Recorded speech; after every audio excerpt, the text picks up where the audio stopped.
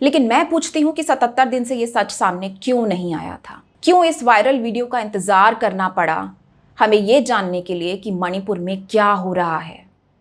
ऐसे अनाथ छोड़ दिया गया एक राज्य को, वह राज्य जहां हालात बेहद संवेदनशील थे। दुनिया भर में घूमते रहे हमारे प्रधानमंत्री, उन्होंने न जाने कितने उद्घाटन किए, न जाने कितनी जगह उनका स्वागत सम्मान हुआ, कितने देशों में वो गए, लेकिन अपने देश की कोई सुध नहीं ली। और दुख की बात तो ये है, या कह लीजिए कि मजाक की बात तो शायद ये है, कि जब एक वीडियो इस तरह से वायरल हुआ तो हमारे मुख्यमंत्री सीएम जो हैं मणिपुर के, वो खुद ये कह रहे हैं कि ऐसी कोई एक घटना नहीं, ऐसी अनेक मामले हुए हैं मणिपुर में। अगले जन्म मोहे बिटिया न कीजो। जब मैं बचपन में ये बात सुनती थी तो हैरान होती थी कि ऐसा भी क्या ख़राब है, ऐसे क्यों कहा जाता है, जबकि मुझे तो अपनी बेटी होने पर बहुत गर्व है। बड़ी हुई तो भी ये नहीं लगा कभी कि औरत होने में कोई शर्मिंदगी है, ये कुछ गलत है, ये कुछ ख़राब है। लेकिन उसके बाद लगातार ऐसी खबरें सुनने को आती रहीं जिनमें औरतों की इज़्ज़त, उनका सम्मान, उनकी अस्मिता तार तार होती दिखाई देती थी। और बार बार ये महसूस होता था कि इस पितृसत्तात्मक समाज में औरत होने के मानी क्या हैं।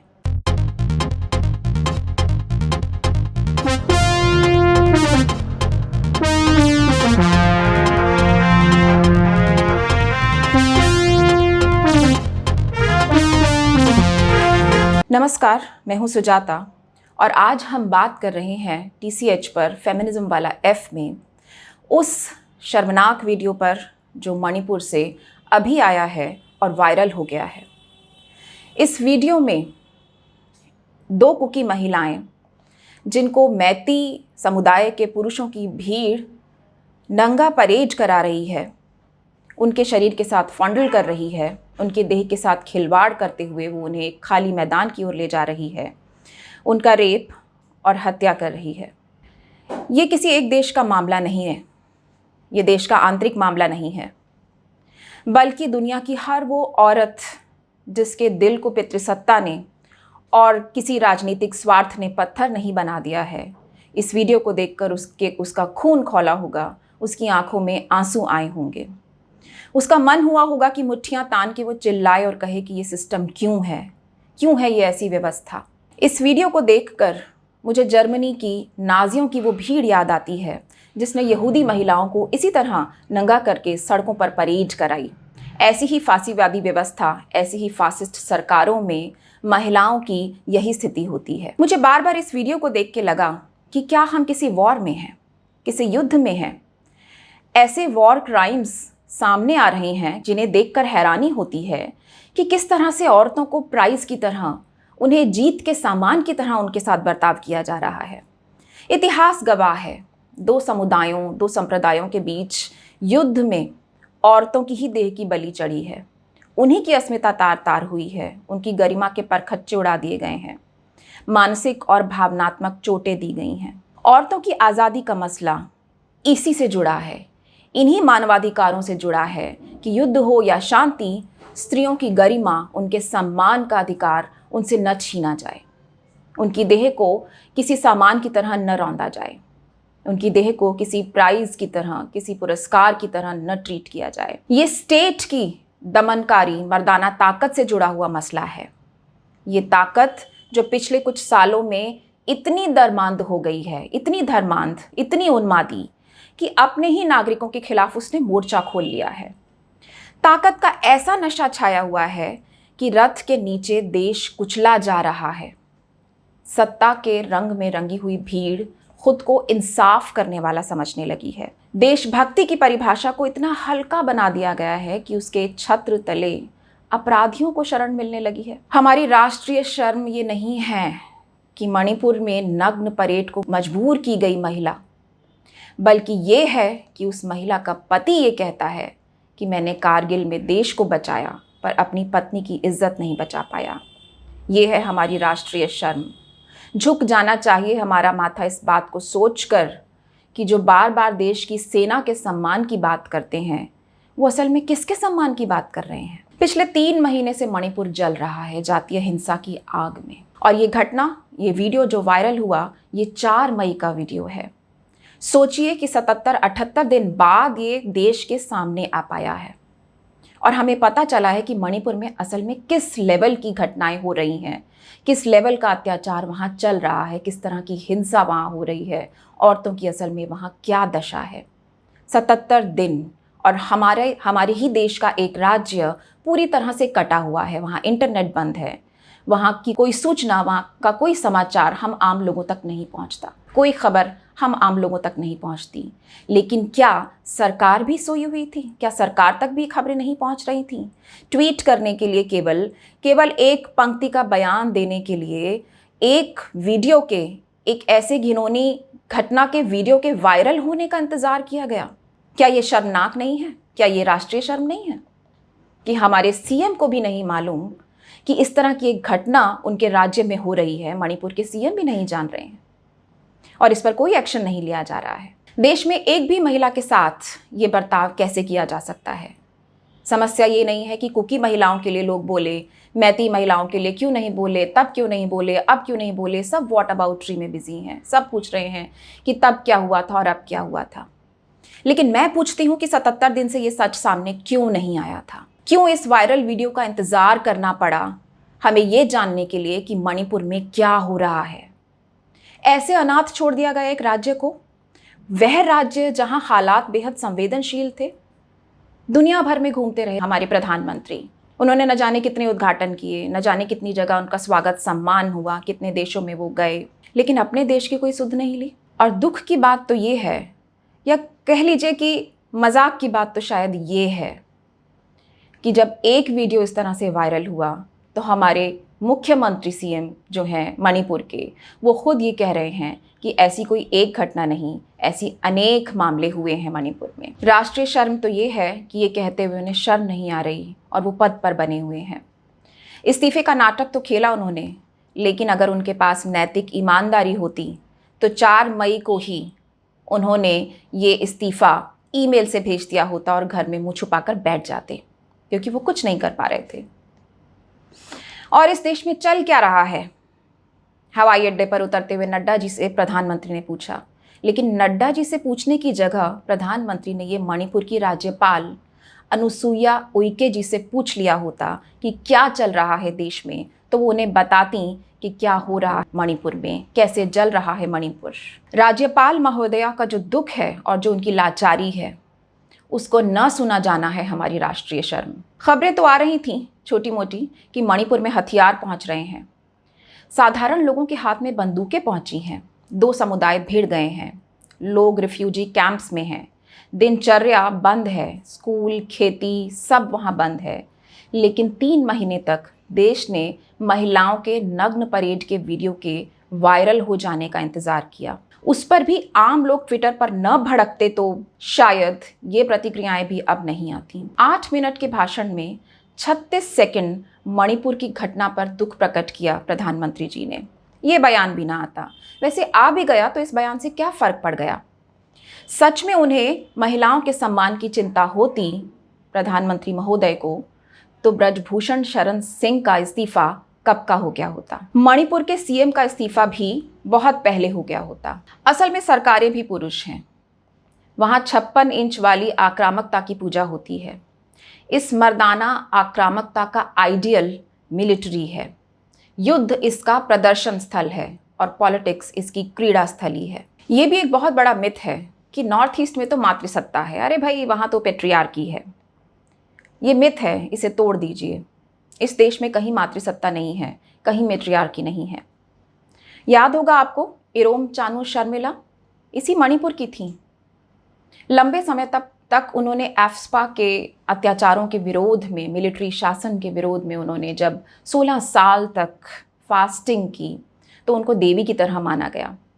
लेकिन जैसे ही उन्होंने ये फास्टिंग तोड़ने के बाद अपनी ज़िंदगी को जीने का फ़ैसला किया, उन्होंने चुनाव लड़ने का फ़ैसला किया, तो ध्यान है आपको कितने वोट मिले थे उन्हें?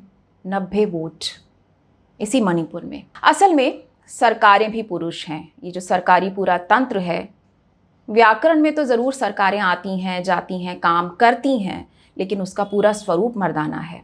वहाँ 56 इंच वाली आक्रामकता की पूजा होती है। इस मर्दाना आक्रामकता का आइडियल, इसका आदर्श मिलिट्री है। युद्ध इसका प्रदर्शन स्थल है और पॉलिटिक्स इसकी क्रीड़ा स्थली है। मुझे याद आता है एक उपन्यास मार्गरेट एटवुड का, द हैंडमेड्स टेल। एक डिस्टोपियन नॉवल है, एक ऐसा नॉवल जो एक अंधकार युग की बात करता है, एक ऐसा अंधकार युग जिसे एक ऐसी सरकार ले आई है जो धर्म में यकीन रखती है सिर्फ, जो मिलिट्री की ताकत में यकीन रखती है सिर्फ, जो पितृसत्ता की शक्ति में यकीन रखती है सिर्फ, जो बहुसंख्यकवाद में यकीन रखती है सिर्फ। ऐसा मिलिटराइजेशन जब अपने चरम पे पहुंचता है तो वो औरतों को गुलाम बनाता है, उनके रिप्रोडक्टिव राइट्स को छीनता है, दमन करता है और हर तरह की आज़ादी को छीनने की कोशिश करता है। ऑप्रेसिव टोटलिटेरियन रिलीजियस सरकारों के राज में हमेशा औरतों के अधिकार छीने गए हैं। सरकार की इस मर्दाना ताकत को मणिपुर की महिलाओं ने खूब झेला है। 17 असम राइफल्स की वो घटना आपको याद होगी जब मणिपुर की एक लड़की मनोरमा, उसकी गिरफ्तारी के बाद उसे पता नहीं कहाँ ले गए, लेकिन जब उस लड़की का कई दिनों बाद शव मिला तो उसके पूरी देह पर टॉर्चर के निशान थे, यहाँ तक कि उसके वेजाइना में भी गोली मार दी गई थी ताकि कोई सबूत शेष न रहे। इस पर बहुत आक्रोशित हुई सारी महिलाएं मणिपुर की, सारी माताएं मणिपुर की, और हैरान थीं, शॉक्ड थीं कि क्या अब इस मिलिट्री शासन से, क्या अब इस मर्दाना ताकत से उनका अंजाम ये होगा कि उनकी बेटियों के साथ ये सारे बर्ताव किए जाएंगे, उनकी बेटियां बलात्कारों की शिकार होंगी। और इसके विरोध में आपको याद होगा कि मणिपुर की महिलाओं ने, माताओं ने, मदर्स ने खुद को निर्वस्त्र करके एक परेड निकाली और इंडियन आर्मी को आमंत्रित किया कि अगर बलात्कार ही करके, अगर औरत की देह नोच कर ही तुम्हें खुशी मिलती है तो कम इंडियन आर्मी रेप अस। इन्हीं माताओं में से एक महिला ज्ञानेश्वरी, जिन्होंने विरोध प्रदर्शन में भाग लिया था, उन्होंने ह्यूमन राइट्स वॉच को बताया था कि मनोरमा की हत्या ने हमारा दिल तोड़ दिया। हमने गिरफ्तारी के बाद लोगों को यातना से बचाने के लिए अरेस्ट मेमो के लिए अभियान चलाया था, फिर भी इसने सैनिकों को उसके साथ बलात्कार करने और मारने से नहीं रोका। उन्होंने उसके शरीर को क्षत विक्षत कर दिया और उसकी योनि में गोली मार दी। हम माएँ रो रही थीं, अब हमारी बेटियों के साथ बलात्कार हो सकता है, उनके साथ ऐसी क्रूरता की जा सकती है, हर लड़की खतरे में है। हमने अपने कपड़े उतारे और सेना के सामने खड़े हो गए। हमने कहा, हम माताएं आई हैं, हमारा खून पियो, हमारा मांस खाओ, शायद इस तरह आप हमारी बेटियों को बख्श सकते हैं। लेकिन उन सैनिकों को सज़ा देने के लिए कुछ नहीं किया गया। एफ्स्पा द्वारा मणिपुर की महिलाओं को निर्वस्त्र कर दिया गया। हम अभी भी नंगे हैं।